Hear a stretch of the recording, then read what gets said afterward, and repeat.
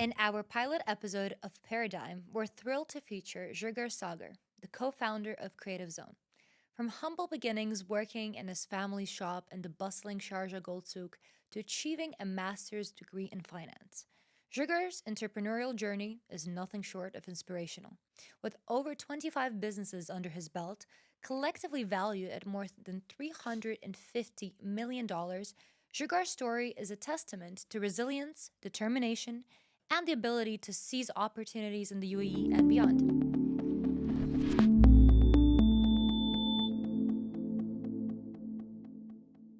Let's dive straight into the conversation. Jigar, absolute pleasure having you in our studios today. How are you? Thank you for having me. It's a pleasure. I've heard you've started off in a very humble, let's say, background selling the gold souk in Sharjah, and then 10, 20 years later, here you are, 25 plus companies, worth $350 million. How did that transition happen? If you could just explain it, long story short. So, as a young kid, I would go with my dad to his business, which was a retail store in the souk. And I think I always was a curious kid. So, I always wanted to understand how things worked. And that basically made me question how money works, how business works, how do transactions happen. So, what creates value and what is a sale? Um, Fast forward, I think business was in the blood by then. So the curiosity led me to seek skills and seek opportunities to make money. Um, so when I ventured into my career, I started off with an employment. I remember even in my first interview, um, telling the person who was interviewing me that I'm not going to take a salary for a week because I want to test you out as a company. And if this is a place where I think I will learn and I will grow. So I always had that confidence, and that confidence came on the back of the knowledge and the experience that I had been gaining from the age of 10, 11, 12. So fast forward, started trying to do my own business ventures, right? So when I started my first business, I faced a lot of challenges, We can and imagine, yes. like everyone else does. And every challenge was noted down. Even though I failed on my first business venture, but I noted down every challenge, Would you right? say it's important to write them out like that? At least a mental note, if nothing else. Right. And then I said, okay, so these were the challenges I faced, and the next time, how to overcome them. And I started my second business, and that was a success. So, why was it a success? Was it a fluke, or what were the ingredients of that success? Third business, fourth business. And every time I have launched a business, I face new challenges. And every time I face a new challenge, I want to convert that into an opportunity to launch a next business. Right. So whether it's 25 plus today, but I'm hoping that I face many more challenges in the coming years, and I don't want to stop solving these challenges and in the shape of businesses, because ultimately I want to give back to the community. My vision is to create a platform to make entrepreneurship accessible. Right. And would you say that it's important not to always, be the smartest person in the room and always have somebody to look up to and to grow, as you said, every day, learn new things? Oh, absolutely. I mean, when I look at launching the next business, absolutely first thing I look for is the who. And the who has to be way more qualified, educated, experienced, wiser than me. Because ultimately, like I said, as a kid, I was seeking knowledge, and I'm still seeking knowledge. And I'm not going to learn if I don't get people on board with these ventures that are not better skilled than me. Right. Extremely important. Now, as someone that's deeply, let's say, enriched in the UAE's business landscape, how do you perceive that evolution in the region into becoming this magnet for millionaires, as they call it? Dubai is the magnet for millionaires. Now, why do you think it is that hub for all of those homegrown unicorns, and what factors, in your opinion, really contributed to that transition? So I think it is a magnet for millionaires. That's a true statement. And it's because primarily, one, we have a great quality of lifestyle here.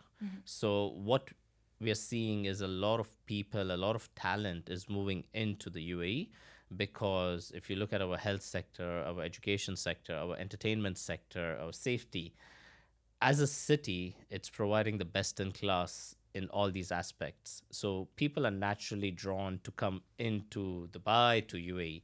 So when you have this great melting pot of talent and ideas being shared, so money being shared, and the whole system starts synchronizing, and all of a sudden you have a lot more ventures coming up. Now, what adds to it is the policies. So UAE historically has been great in terms of its location, right? So that's why it's always been a trade hub. But what you're seeing now is that because of the business policies, the laws, the regulations, even the investment from the government itself is pushing towards that diversification.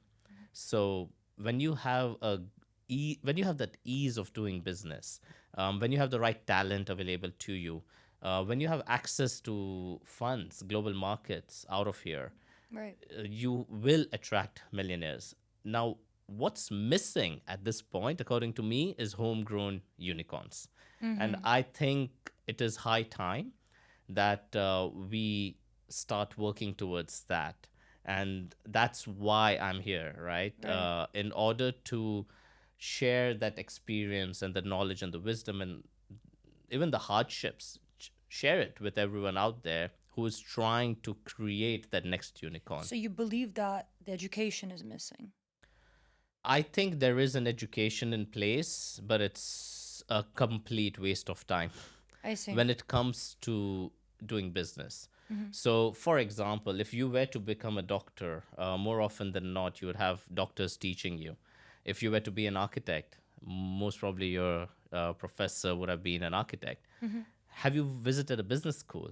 Have you ever seen a business owner or an entrepreneur teaching in a classroom? It's usually people who are too much into academics, into theory, Right. and have probably not much real life experience of launching a business and making it a success. There's smart and there's street smart, basically, Yeah. is what So you're I think saying. it's high time that we get the street smart to come into the classrooms, Right. whether in a digital format, whether in form of mentorship. But it's high time that business schools are a place where business experts are giving the guidance and the knowledge. Right. And do you believe that there's this critical need to kind of demystify cash flow management, marketing, all these big words that form a business? Oh, absolutely. I mean, I think what's happening here is, first of all, there's a huge stigma when it comes to numbers. I mean, globally, just with people, they think numbers are complicated. In reality, numbers, I believe accountancy, numbers are complicated um, easily. accounts and finance in a business world is based on logic. Mm. In your day-to-day life, you apply logic. You don't find it complicated to apply logic. I mean, you're not going to walk 1,000 miles, right? You're going to probably drive it. And you're not going to probably drive 100,000 miles, right? You're Right. going to fly.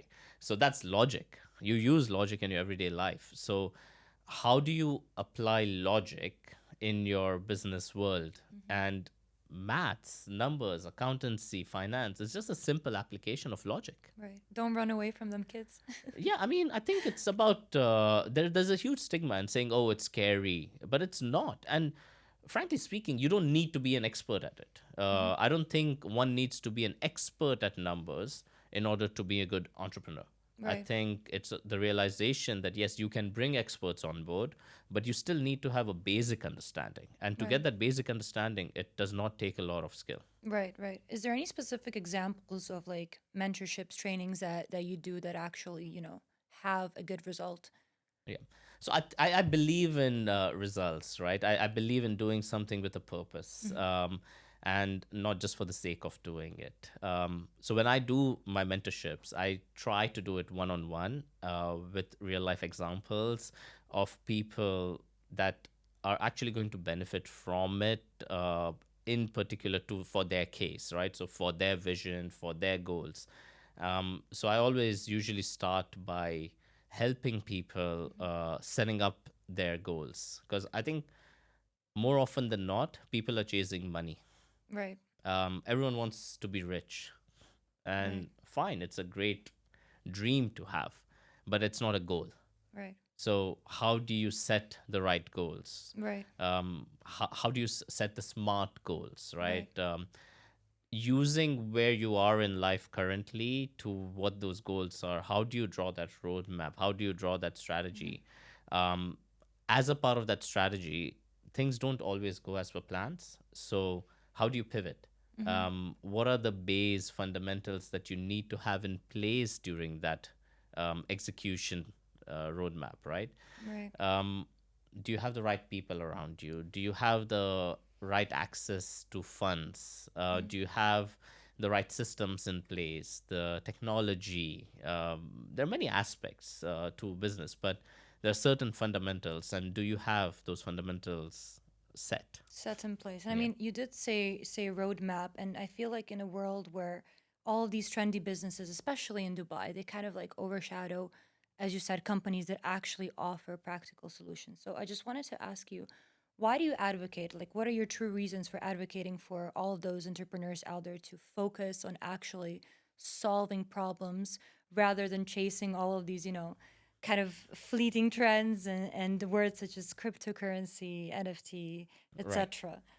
So I believe in the blockchain technology. I don't Hmm. believe in cryptocurrencies. I mean, Hmm. listen, if I'm going to chase money and if I'm going to chase money by gambling, would it not make sense to gamble while having fun in Vegas than to invest in cryptocurrency? Mm. Because ultimately, It's a is risk. it's a risk, it's a gamble. That's what it is. So without fundamentals, I mean, when you invest in stocks or bonds, there are fundamentals in place. I'm Hmm. not saying the markets are always aligned with the fundamentals, but that's where the transaction can happen. There's a buy and a sell because people perceive different values.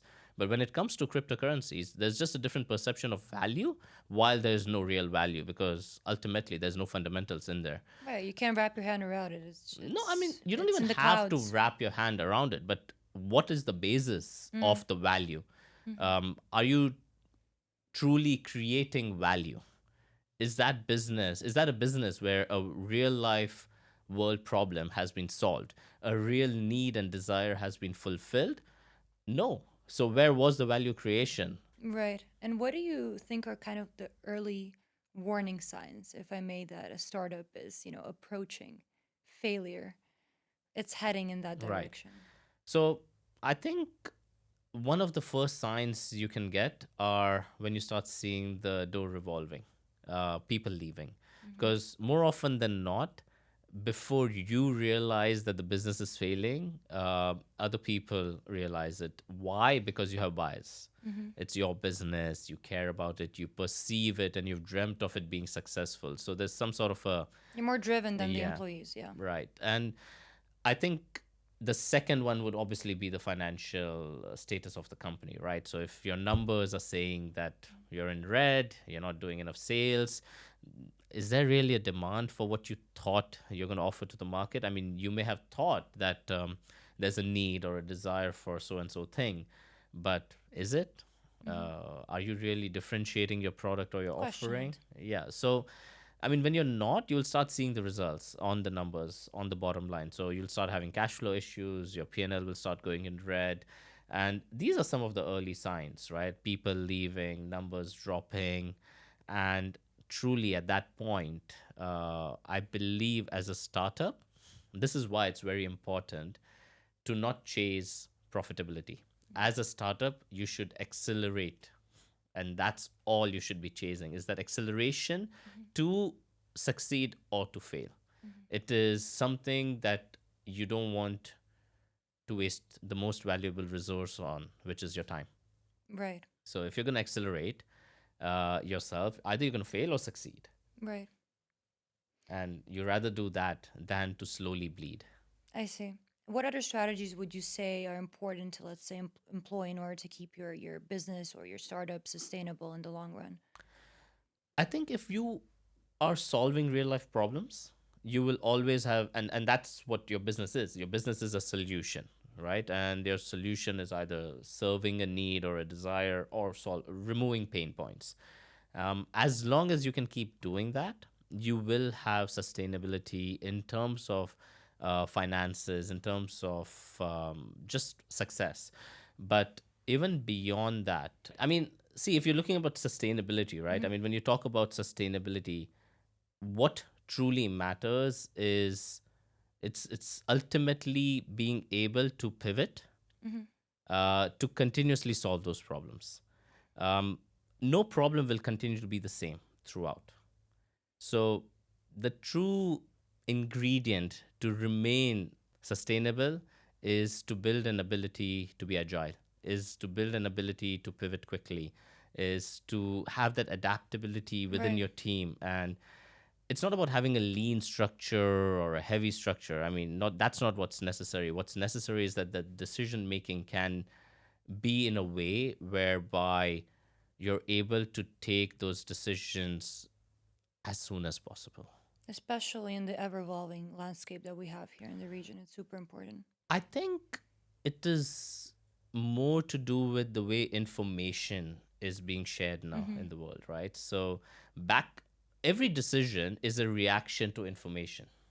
And back in the day, there was only limited amount of information that we were consuming. And what's happening now that news is fast, information is spreading much more faster. So decisions have to keep up. Both real and fake. Yes. I mean, you absolutely have to be able to distinguish between that. Yeah, for sure. Now, since we did talk about the trends in the region, I have a more kind of bird's eye view question now on things. How do you believe the environmental efforts, let's say, and all of the business ethics that come around the companies here, how do they affect the future of companies in the Gulf in your opinion? So I think it's a great time to consider innovation and business ventures into companies that you would classify being in the environment industry, right? Because I think there is a demand. There's a demand from your target audience out there in the world to make sure that your company is ethically right. It's doing the right things for the environment, and that's what it is. It's a demand. It's what your audience wants. Are you? And this is a great time to deliver it. At the same time, you have a lot of initiatives, right? Like from the UAE COP28, we had a humongous amount of $30 billion by the Right. UAE government coming in as an investment. Um, I mean, that investment can go to companies, to startups. There's Hub 71, Dubai Future Foundation. So there is a lot more opportunity for investors, for entrepreneurs to access funds when it comes to environmental Mhm. side of things, right? I mean, how do you help recycling? How do you help reduce pollution? How do you help reduce wastage? These are some of the real life problems that I think need to be addressed. And if Right. you have solutions to these problems, there's no dearth of funds. I don't think there's ever been a challenge with funding ever in the history of the world. I think it is about having the right solutions and the right business models to Right. bring those solutions to the audience. A lot of people, unfortunately, are just flowing, Right. and whether It's not they've for everyone though. They have the wish to enter it, but it's not for everyone. and I think that's because they don't know how to. We're going And back to the topic of correct, education. right? So I mean, I think there is a genuine lack of know-how, and I don't think there is any issues with the number of motivational speakers we have.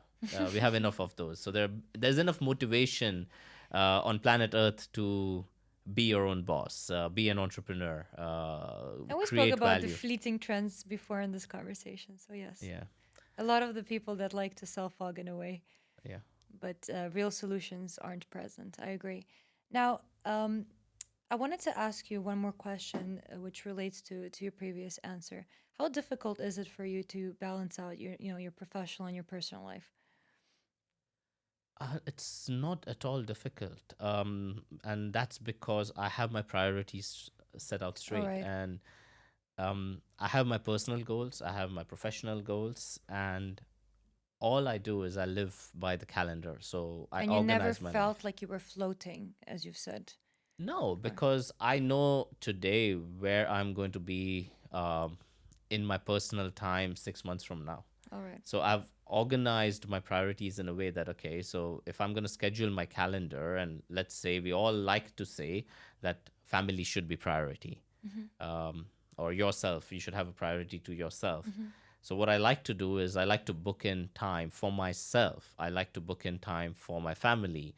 Um, and then I like to book in time for my business. Right. So I may not have time tomorrow, but I have already booked in time for my family 6 months from now. I've already booked in a time for myself 3 months from now. Okay. That's great to hear that you're balancing it out. Now, since we are coming to the end of our interview, I have two final questions that I wanted to ask you. The first one is, how do you perceive this ever evolving paradigm of business dynamics in the UAE influencing the trajectory of your own entrepreneurial journey? So when I started out as an entrepreneur, my focus was primarily solving problems which were more to do with the trading sector. So one of the first companies I started was to do with accountancy and finance and things like that. As the country is evolving, we saw that, okay, you have a lot more investment, a lot more desire to be focused on the service industry. And I started focusing on entrepreneurship from that point on. A lot of the businesses that I've launched, primarily in the last 4 years, are basically a plug-in to the entrepreneurship platform. So Mm-hmm. whether it's tech-based investments, startups, whether it's talent-based, so whether it's a recruitment agency or a business processing outsourcing unit, a BPO, a call center, a no-code software development product. So you digitalize with time. I think that digitization is a necessity. I don't think it is good to have anymore. I think Mm-hmm. it's a must have in today's day and time. And I think there's also this challenge that people think just being digital is good enough To uh, succeed. to succeed. It's not. Digitization is just one channel. In many businesses, you want to incorporate as much technology as you can, but it has to serve the purpose. And if your purpose is going to be customer focused, what do your customers want? Right. In you, for your specific business, do you need your customer to be sitting in front of your face or not? Do some customers like to use digital banking while the others like to go visit a branch and speak to a human Mm-hmm. being?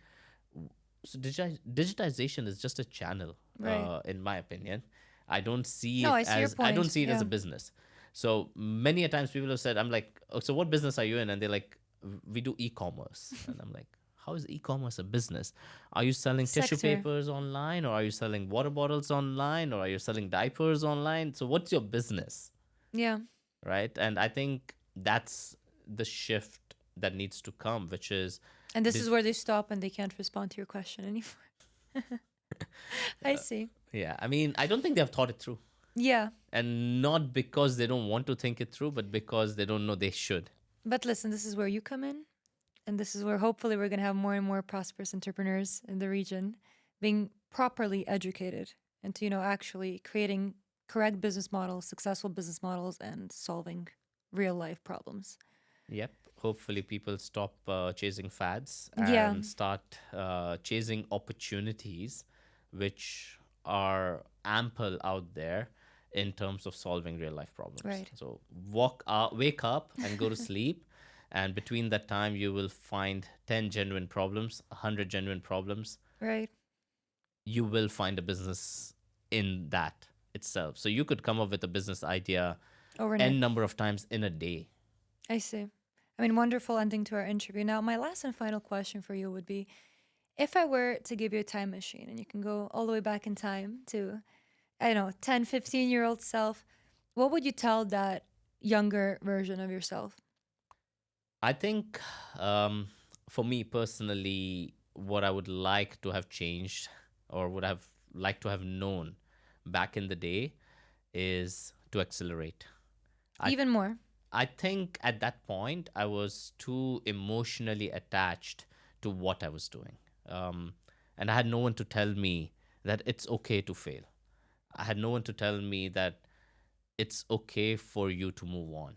we were told or we were taught that to quit is bad. To quit is equal to being a loser. Today, what I know is to quit at my terms is to be a winner. To lose in a business, but lose fast enough so that I can utilize that time to win something else, Right. win at something else, that's a win in itself. And that's an add-on value for you Yeah. only. So don't get too carried away with getting too emotionally attached with what you're doing as a business. If you're going to be an entrepreneur, so we need to understand that there's a difference between a family-run business or a person owning one business, which is effectively, in my opinion, you buying a job for yourself and then you being an entrepreneur. Okay, I see. Well, we shouldn't live in the past. We should live in the present Absolutely. and slightly into the future, I would say. Jigar, it was an absolute pleasure speaking to you today. And we wish you the best of luck on the behalf of Entrepreneur TV and hope to see you again very soon in our studios. Thank you for having me, and it was a pleasure talking to you. Thank you.